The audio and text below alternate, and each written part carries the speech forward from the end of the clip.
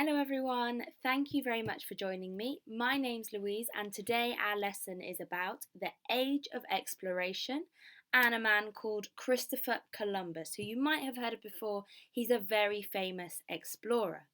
So, first of all, we need to think about what was the age of exploration. You might have heard of it also called the age of discovery. They were the same thing. So, this was when people in Europe began to explore the rest of the world, and it was about from the early 15th century continuing into the early 17th century. The period is characterised as a time when Europeans began exploring the world by sea in search of new trading routes, wealth, knowledge, and the impact of the age of exploration would permanently alter the world and transform geography into the modern society it is today. People in contemporary times, so in the 15th century, had no idea what the world actually looked like because there was such a fear of the unknown. This is a map of what people in Europe believed that the world looked like before they started exploring. And actually, most people believed that the world was flat. So let's have a look at why didn't people explore sooner? So it really is that fear of the unknown. First of all, people believed that, like in this picture, there were sea monsters out at sea. And I mean, imagine how scary you would think the sea is if you didn't really know anything about it. Second, they thought that the further south you travelled, you would boil. And I mean, that wasn't completely unfounded because from Europe, the further south you go, the closer to the equator you are, the hotter it is. So they thought that it would never reverse. We know now that if you go past the equator or even further south, it gets cooler again. But how were they to know? They thought that if you kept going, it would get hotter and hotter and hotter until you would boil. The third thing they thought that they were scared of is that they thought the world was flat and that if you sailed far enough, you would just sail right off the edge and fall off. So, as well as these fears, there were other kind of more practical reasons why people hadn't travelled until or explored much until this time as well. At the time, if people went on long sea journeys, there was no way of keeping food fresh.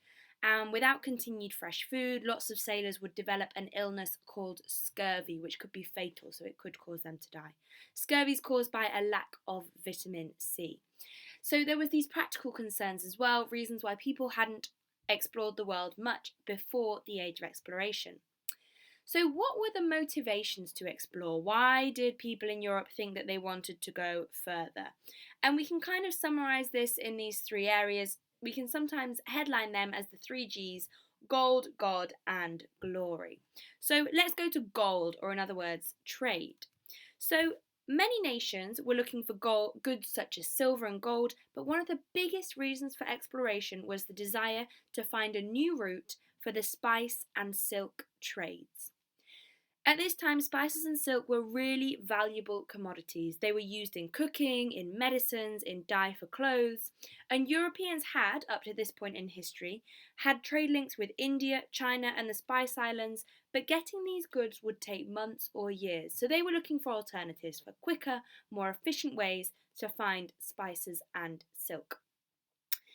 Then they already had those concerns that these trade routes were taking too long, and then the trade routes became dangerous with the group of the Turkish, or otherwise known as the Ottoman Empire.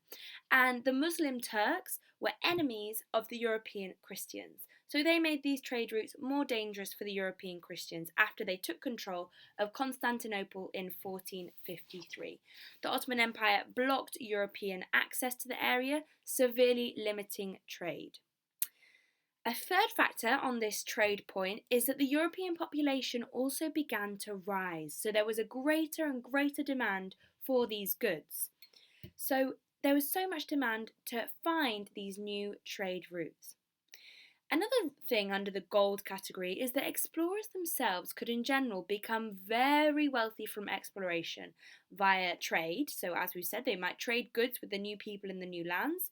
They could also be rewarded by their king or queen for their efforts upon return. So if you were a really successful explorer and you came back to your king and queen, it obviously brought great things for your country. Trade routes, it might bring fame, it might bring wealth. So the king or queen might reward you. And another reason why it could bring wealth to the explorers is because they weren't always very well behaved. They would do some pretty horrible things, and some of them would steal from the people they met, from the indigenous populations, the native people from the lands that they were exploring.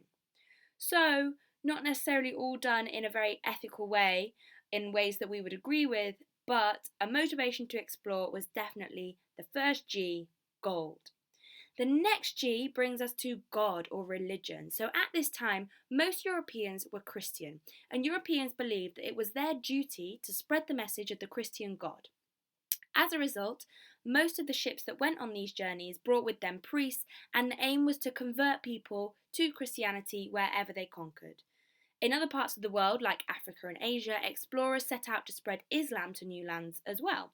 And interactions between these two religions, between Christianity and Islam, was not always peaceful. So, not just for the European world, but worldwide, religion was a big factor in motivating exploration.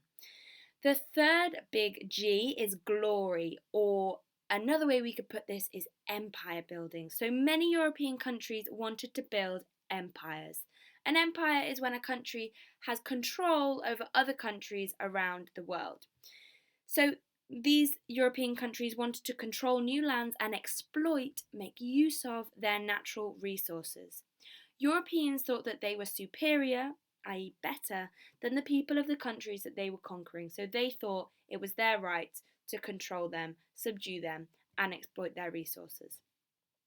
Another thing under that third G, glory, is that the explorers themselves could also become very famous. If they were successful on their exploration, when they returned, they would literally be treated like celebrities. And we will see this happen to our man Christopher Columbus when we look at him a little bit later. So, they hadn't explored for ages. There are these big motivations to explore. What then facilitated the exploration? What helped them to explore at this time? So there was some innovations, some new inventions. So first of all, there was a new ship called a caravel. The new ship was better able to navigate the rough Atlantic Ocean, which you needed to cross to get across to new places. The ships had overlapping timbers to help withstand the strong Atlantic waves, and they also had something called lateen sails, a multiple sail system, which made them easier to navigate. Here we have La Santa Maria, which is one of Christopher Columbus's ships that he took on his first voyage. The next thing that they had were new instruments, the four main ones that they had. So the compass, which we're very familiar with today, allowed sailors to know which direction they were travelling in because the magnet will always point north as long as you're north of the equator. The next thing was something called an astrolabe. This measured the latitude by studying the sun during the day. And then to go with that, they had the quadrant, which was used to measure the latitude, that is, their place in respect to the equator, by studying the position of the stars in the night. So the astrolabe for the day, the quadrant for the night. And they also had portolan charts, which were basically maps of the sea that recorded the shape of the coastline, winds, depth of the water. So at this time, the explorers had more materials, they were better equipped, they felt able to go and explore. Just a note before we move on to say there is a difference between colonisation and exploration. You might hear these sometimes used interchangeably, they're not exactly the same thing. So and this is really important when we're learning about explorers. So colonisation is when settlers leave one country and they establish a colony in a new land. So for example, I might leave from England and I go to a country in Latin America and I am setting up a colony there, so I am taking control there. Another thing is exploration, that's just visiting a new land, seeing it, departing again. So they're different, so just keep that in mind. So moving on then, who was Christopher Columbus? So he was a man who was born in Genoa in Italy, we're not sure exactly when, between August and October in 1451. So he was an Italian. Just to note, we in England call him Christopher Columbus. That is actually an English translation of his name. You might think that's not a very Italian sounding name. That's because that was not his name that he was born with. We've translated it. The Spanish, for example, is Cristobal Colon. It sounds quite different. So lots of countries actually have different names for this man. So just remember, he's not English. I think lots of people forget that. He's definitely not. He's Italian, and actually his big voyage went from Spain. So never try and claim that he's an English explorer. So his father was a weaver and also a small-time merchant, and as a teenager then, Christopher went to sea, he travelled extensively, and eventually he made Portugal his base, and he served in the navy there. So he moved from Italy to Portugal. So, as we've said before, people in the 15th century thought that the world was flat, but Christopher Columbus was a pioneer and he thought that the world was a sphere like we know it is today. He thought it was round and he saw an opportunity to prove his theory by sailing to the Far East. So, from Europe, he wanted to go east to lands like China, Japan, but what he was going to do is do that by going around the other way of the world. And by doing that, he would show that the world was round. With our modern knowledge, we know that if you're trying to do that, to sail from Europe all the way around to get to China, you're going to hit America in the middle. At the time, Columbus didn't know that, so when he set off, he thought he was aiming straight for Asia, going around the other side of the globe. This did ultimately lead to his discovery of America, but at the time he had no idea, and even until he died, he had no idea that he'd come across a land which had never before been discovered by the Europeans. Obviously, it was already discovered because there were already people living there, but not to the Europeans. So this is what Columbus thought. So we've got this map here. We can see we've got Europe on the right, Europa, and he's setting off there from Spain. And then he thought when he came all the way round, he found Cipango, which is a translation, an ancient name for Japan. He thought he'd found Japan. And then Cathay is an ancient name for China. So this is a map that Christopher Columbus would have drawn up of what he thought that he found on his voyage. We now know this is not right. So where Asia is labelled on that map, that is America. Okay, so let's have a look then at how did he get there, Christopher Columbus. So the first thing he needed was sponsorship. So journeys of great exploration were really expensive, and the people with money at the time were the monarchs of Europe, the kings and queens. So Columbus went round asking lots of different countries. First of all, obviously his base had been in Portugal, so he asked for sponsorship from the Portuguese monarchs to fund his journey. Portugal actually refused him. They said that they were happy with the African trade routes that already existed. Columbus didn't give up. He kept trying. He went to Spain, where the king and queen, Ferdinand and Isabella, the Catholic kings, agreed to sponsor him. So they gave him the money. So that's why Christopher Columbus, a man who's Italian, who spent most of his life in Portugal, ended up setting sail from Spain.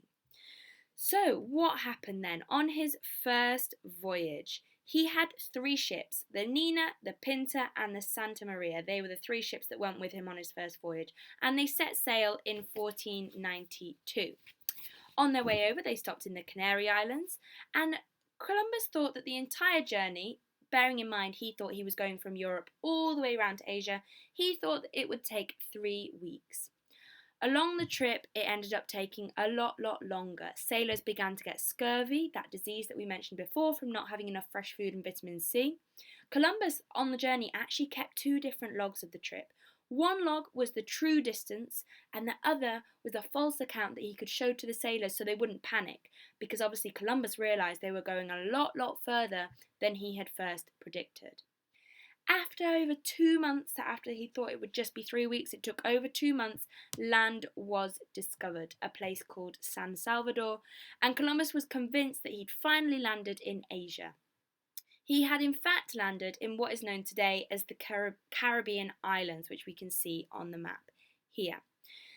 Since he was sailing to go and find the East Indies in Asia, and he thought that what he'd found was something very close to that, he called them the West Indies. So that is why these islands are still sometimes referred to as the West Indies. It was basically a big mistake by Christopher Columbus because he thought he was closer to India. So then Columbus spent the 3 months exploring the islands of the Caribbean. He placed the Spanish flag and the Christian cross on the island. He called the locals Indians as well. That's why sometimes indigenous people from America are referred to as American Indians, because Columbus thought that he was on the other side of the world. And he also discovered for Europeans the islands of Cuba and Hispaniola, and that was his first voyage. From then on, he went on and did some more voyages. Between 1492 and his death in 1506, Columbus undertook 4 more exploration trips to the new islands. He was still absolutely convinced up to his death that he had discovered Asia. Columbus was actually made governor of the new lands that he'd discovered, but the whole time he couldn't understand why he couldn't find the big Asian cities. Many more people actually followed the journey of Columbus, but these people were extremely cruel to the locals. They murdered them, they tortured them, they robbed from them. Columbus himself was actually later charged with cruelty. So, under his government, he governed badly, he mistreated both Spaniards and natives. Due to his failure to govern properly, he was arrested and sent back to Spain in chains. He was later forgiven and found innocent, but his pride was badly damaged. He felt he'd been misunderstood and asked to be buried with his chains as a reminder of how he had been treated. He died in 1506, a bitter and disappointed man. It's obviously sad for him, but very ironic, because now we know that the lands that he discovered were the continent of America, and that is now celebrated in Europe as one of his contributions. So I just want to think before we finish about some of the impacts of the age of exploration. So Columbus wasn't the only one of his time doing this exploration. There were explorers from lots of different countries, not just from mainland Europe. So overall, there were some effects. So the first one is knowledge. Explorers learned more about areas such as Africa and the Americas, and they brought that knowledge back to Europe. They also brought massive wealth. So massive wealth accrued to European colonisers due to trade in goods, spices and precious metals, and we still see the effects of that today. Europe in the world is very advanced compared to some places, and that's because a lot in part to this age of exploration. They also learned methods of navigation and mapping. They improved, switching from traditional porcelain charts, the ones that we talked about earlier, to the world's first nautical maps. We also discovered new food, plants and animals. They were exchanged between the colonies and Europe. But the impacts of the age of exploration were not all positive. There were some atrocious things occurred. Indigenous people were enslaved. Other people from other places were enslaved and brought to different places. The workforce needed to support the massive plantations in the New World in America led to the trade of enslaved people, which then lasted for another 300 years and had an enormous impact on Africa and on our world today as well. Indigenous people were decimated by Europeans from a combined impact of disease, of being overworked, of massacres, so just killing them. So the effects globally and locally from the age of exploration, we cannot stress enough, it's not all a perfect picture. There were some horrible consequences from the advancement of Europe in these years. The impacts overall, positive and negative, persist to this day. Many of the world's former colonies are still considered part of the developing world, while colonies are considered first world countries, holding a majority of the world's wealth and the annual income. So the age of exploration had a big effect worldwide, and they still do today. So I hope you've enjoyed this introduction to it, and if you found it interesting, do keep reading more in your own time and join me for some more lessons. Thank you very much. Bye!